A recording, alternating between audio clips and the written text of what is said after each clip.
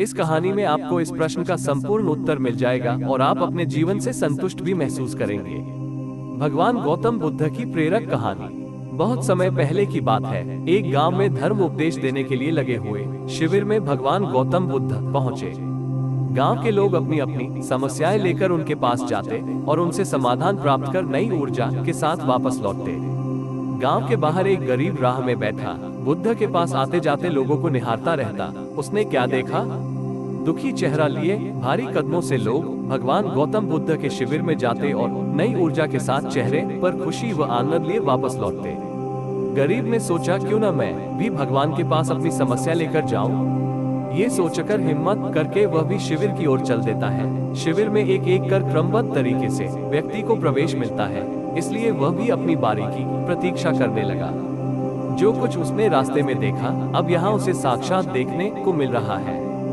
लोग एक एक कर अपनी समस्याएं बता रहे थे। भगवान गौतम बुद्ध चुपचाप शांति से सबकी समस्या सुनते और जवाब देते।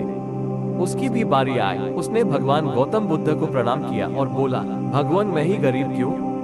भगवान गौतम बुद्ध मुस्कुराए और बोले, तुमने कभी किसी को दिया ही नहीं, इसलिए गरीब हो। इस पर वह आश्चर्य से वह भगवान गौतम बुद्ध का मुंह ताकने लगा और बोला, भगवान मेरे पास कुछ देने के लिए है ही नहीं, बड़ी मुश्किल से गुजारा हो पाता है और कभी कभी तो भूखे ही सोना पड़ता है, इतना गरीब हूँ। भगवान गौतम बुद्ध शांत भाव से बोले, तुम्हारे पास एक चेहरा है, किसी को भी मुस्कुराहट दे सकते हो। तुम्हारे पास मुंह है, किसी को भी प्रशंसा भरे कुछ शब्द दे सकते हो। जो हाथ तुम्हारे पास है, किसी की भी मदद कर सकते हो। दरअसल जिसके पास में ये तीन चीजें हैं, वो भला कैसे गरीब हो सकता है? गरीबी का भाव मन में होता है, मन से यह भ्रम निकाल दो। लोगों को देते जाओ, गरीबी अपने आप ही दूर हो जाएगी। ये बातें सुनकर उस गरीब का चेहरा दमक उठा। उसे अपने प्रश्न का उत्तर मिल चुका है। अब उसके मन से गरीबी का भाव दूर हो गया। इस शिक्षा को जीवन में उतारकर कुछ ही दिनों में उसका जीवन भी खुशियों से भर गया। जीवन की सीख।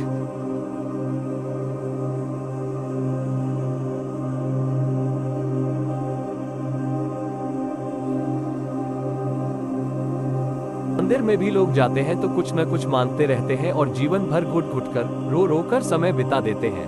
वे ईश्वर की कृपाओं को कभी कम समझे ही नहीं, जीवन की महत्वता को कभी जाना ही नहीं।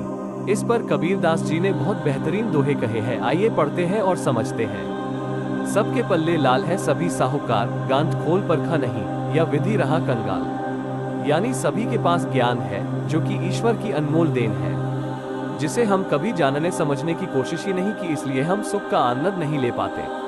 मित्रों, मनुष्य जीवन एक अनमोल अवसर है और विधाता की असीम कृपा का तोहफा है। हमारा सर्वप्रथम ये कर्तव्य होता है कि हम उस परम परमेश्वर की इनायतों को समझें, ईश्वर की कृपा को जानने की कोशिश करें और इसका सबसे आसान तरीका है खुद को समझना।